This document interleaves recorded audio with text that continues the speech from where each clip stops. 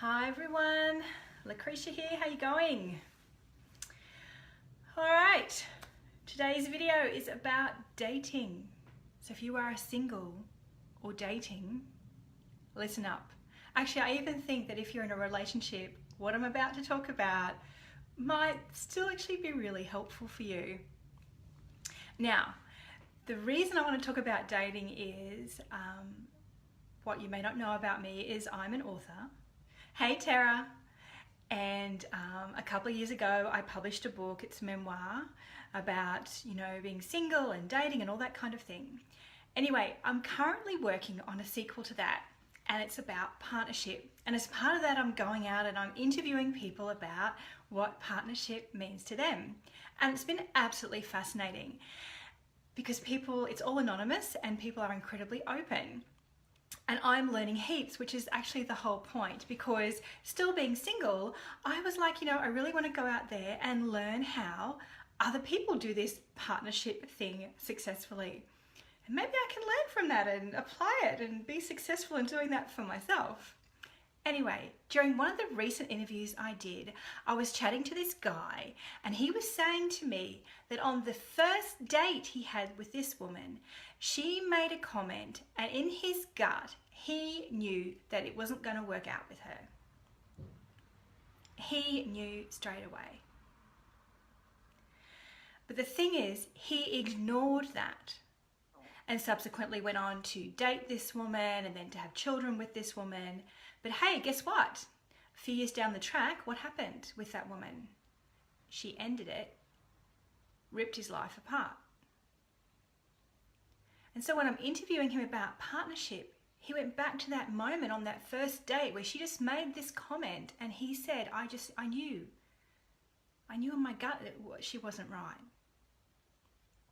Now, why he proceeded then to date her and then have children with her, and obviously he doesn't regret having his kids because he loves them so much, but the question about why he ignored his gut is something that I was reflecting on this morning in relation to some of my own history, and I bet that you can relate as well. Because I'm sure that there have been times when you have been dating that you've been out with someone and you like them, and then they said or did something and you got this red flag moment, and you knew it wasn't going to work out. You knew that person wasn't going to be right for you. But instead of listening to your gut, listening to your intuition, which is what I'm all about, you proceeded and it didn't end well. So I'll give you an example for me. And this is also where I want you to remember too, that someone's behavior and the way that they present on the outside may actually be incongruent with actually what's really going on with that person in relationship to you. So a few years ago, I was dating a guy and he was coming around to cook me dinner. And as far as I knew, everything was going fine. It was early days. He walked in my front door, he knocked on the door, I opened the door, and he walked past me. And when I looked up at his face, he looked like someone I didn't recognize. I didn't recognize him. It was very strange. And at the time, I just dismissed it. Hey, Lorraine, I just dismissed that. Guess what happened after dinner?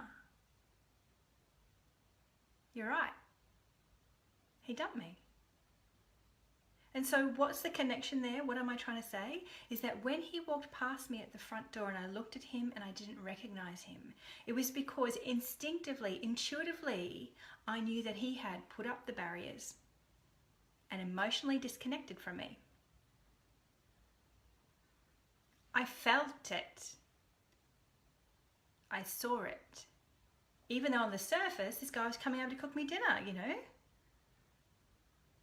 Doesn't make much sense when you think about it. But when you feel into this kind of thing, it makes a huge amount of sense. I'll give you another example. Fast forward a few more years, I've been away for a while, and the day I came home, the guy who I was kind of involved with at the time turned up at my doorstep as soon as he finished work. Right? So you'd think this is a positive sign, right? This is going somewhere. And I remember he came in the house and he walked into the kitchen and he gave me a kiss hello. And on the surface, everything seemed fine. But when I looked out the window, when he looked out the back window of my house and I stood there looking at him, I had this moment of clarity and I realized within me 4 words. He can't do this. And I knew it in my gut. Intuitively, I knew it. Just by looking at him. And if you're an intuitive person, you're going to get these kinds of messages all the time. I'm not the only person on the planet who gets this. So I looked at him. His behavior on the surface was all positive. But underneath, I felt the incongruence, the discord there. Now, did I pay attention to that and step back? No, don't be ridiculous. Of course not. That hasn't been my pattern. Instead, at that point, my heart stepped in and my mind stepped in and said, oh, no, but I really care about this guy. And, oh, no, but he's, come to see me as soon as I got home. That must mean he's missed me, right? So my heart stepped in and overrode the red flags that my intuition was telling me. So how do you navigate this? How do you know when it's your heart and your head versus your intuition? Because sometimes there is a war going on, because there is what we desperately want to happen when we care about somebody, what our head is logically seeing, and then there's reality. So how do you navigate the channels in between those things? Well, I have a couple of suggestions. The first one is this. When you get that intuitive information drop in, it will feel solid in yourself. It won't be something that you are necessarily thinking about at the time. It will just drop in. And there won't be any emotion attached to it. When you've got emotion attached to it, that's when things get tricky, because you are then trying to interpret the information that in a way that is going to be in alignment with what your heart would like to see. So when you have that bit of information drop in and you don't have the emotional attachment to it, it's much more likely to be on the money. And of course, the other thing is that when you get that intuitive insight, you need to trust yourself. Thank you. You need to trust yourself. And this is one of the big keys that I work on with people, is that if you're going to use your intuition successfully, one of the first things you have to build, besides being really grounded, is that strong self-trust. Because when you trust yourself, you can trust the messages that you're receiving intuitively, and then you're empowered to make really good decisions for yourself based on that information. And you can begin to start to practice discernment between what you're getting intuitively, what your head is telling you, and what your heart would desire to happen. Yes, I am single. Whoever's asking that question.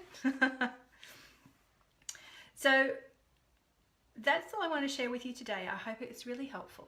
If it was, please, let me know. And if you've got any other questions about intuition, give me a yell. I'm always happy to do videos on that to help spread the word about how we can all learn how to trust ourselves more, so we can make good decisions for ourselves and really do what we're here to do on the planet. So until next time, wherever you are and whatever you're doing, I hope you are learning how to trust yourself more and more every day, and I can't wait to see what you do next. Take care, and I'll talk to you soon. Bye for now.